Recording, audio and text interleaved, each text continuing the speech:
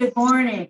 This is the Committee on Parole. We are now at Iberia Parish Jail. It's Tuesday, 6, 2023. And would staff there at Iberia please introduce yourself for the record?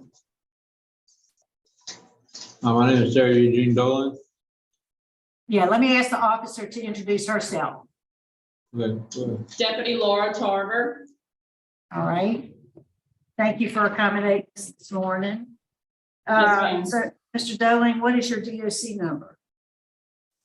I'm not sure. I don't have it memorized. Okay, let me ask you, let's see, stand by.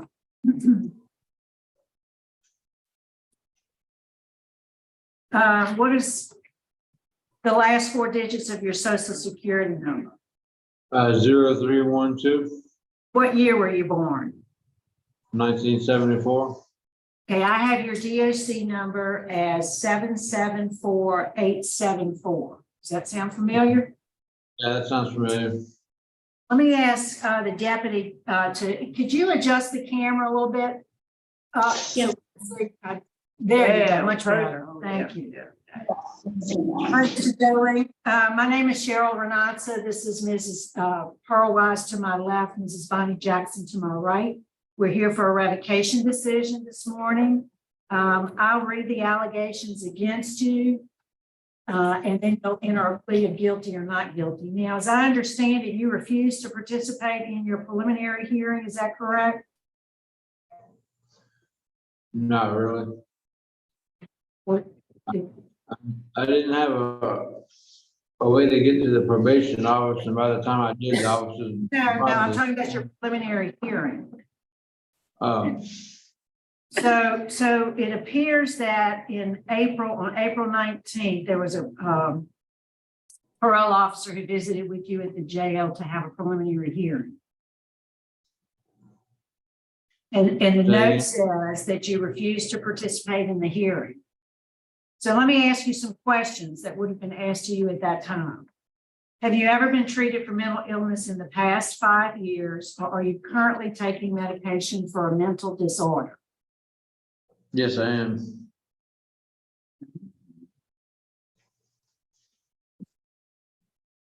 So yes, you're being treated. I take medication for bipolar disorder. Okay, all right. Can you read and write? Yes, I can. Yeah. Okay. Do you understand the parole violation charges against you? Not really. Well, we'll talk about that in a second. Do you want to speak on your behalf? Yes, I do. Okay. Before you were incarcerated, what was your average monthly income? Like about 2,500 a month, something like that. Okay. All right. Do you own any property? Do I have property? Own any No. property? Okay. No, I don't.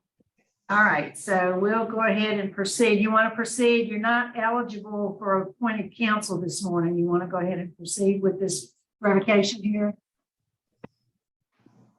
Do I want to see what happened? Want to proceed? Oh, yeah, go ahead. Okay. Let me get there. Okay, so let me read the allegations against you. You'll enter a plea of guilty or not guilty, and then we'll talk about it. Okay. So you're accused of violating the conditions of your parole. Condition number 1, you failed to report to the probation and parole office within 48 hours of your release from jail. You also failed to contact anyone with probation and parole within 48 hours of your release. How do you plead to violate condition number 1? Not guilty. Then condition number 3, you failed to provide your officer with a valid address upon your release from jail. You were also arrested on March 29, 2023 by Kansas City PD, Missouri.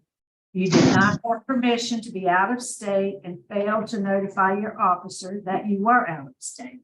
How do you plead to violation of condition number 3? I'm having a hard time hearing over this computer. You want me to read it again? Yeah, can you read it one more time? I'm gonna try to listen a little bit. This is condition number 3. and it reads, you failed to provide your officer with a valid address upon your release from jail. You also were arrested on March 29th, 2023 by Kansas City, Missouri Police Department. You did not have permission to be out of state and failed to notify your officer that you were out of state. How do you plead? Guilty, not guilty? Not guilty. Okay. And this is the last one. It's condition number 9. You failed to provide your residence to your officer so that you could be visited there. So how do you plead to condition violating condition number 9? What was the question again? You failed to provide your residence to your officer so you could be visited there. Oh, okay. I don't remember, so I don't know. I guess not guilty for that too. Okay, so let's talk about it. So you were released to Johnson County, Kansas, to a detainer. Your good time down in January to that detainer. Is that right?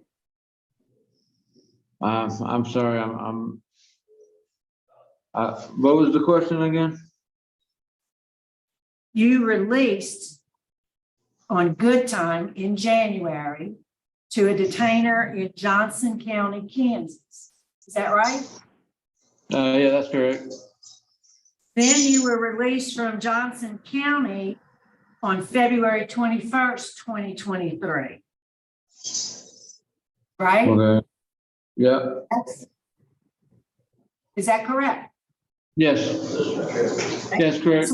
Okay, so after that, never reported back to your Louisiana parole officer.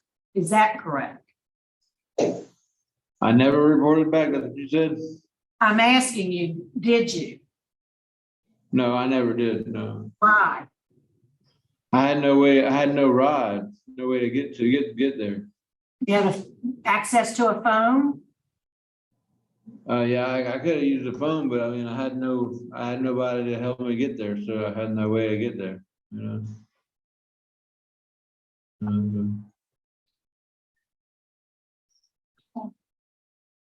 Well, I don't really have any other questions of you, Mr. Doehling. You violated the conditions of your release. We have transported you back to Louisiana at a substantial cost. I don't have. Go ahead, I had no way to get to the office, and the office was. I had no way to get to the. I know, you should have made contact by phone. It's your responsibility to do so, to keep in touch with your officer. All right. Mrs. Jackson has some questions. Are you homeless? Yeah, yes, ma'am. Where's your family? They're up in. They're all over, like Chicago, Kansas, and like in Texas. They're all around. How did you end up in Louisiana? How'd I get back? I rode over here on the. I was deported back here from Kansas City, Missouri, on the airlines. No. How did you, before you were sent to Kansas City, since you don't have any family in Louisiana, why were you in Louisiana in the first place? Well, I have friends that are down here, and I came down here to visit a friend of mine, and I ended up all over the place, you know. So, you know what I mean? So, I was visiting my friend. Does your family know where you are? Yeah, they do. They know where I'm at. My mom does anyway. How does she know? Because I've been talking to her on the phone. Okay, so you have access to a phone.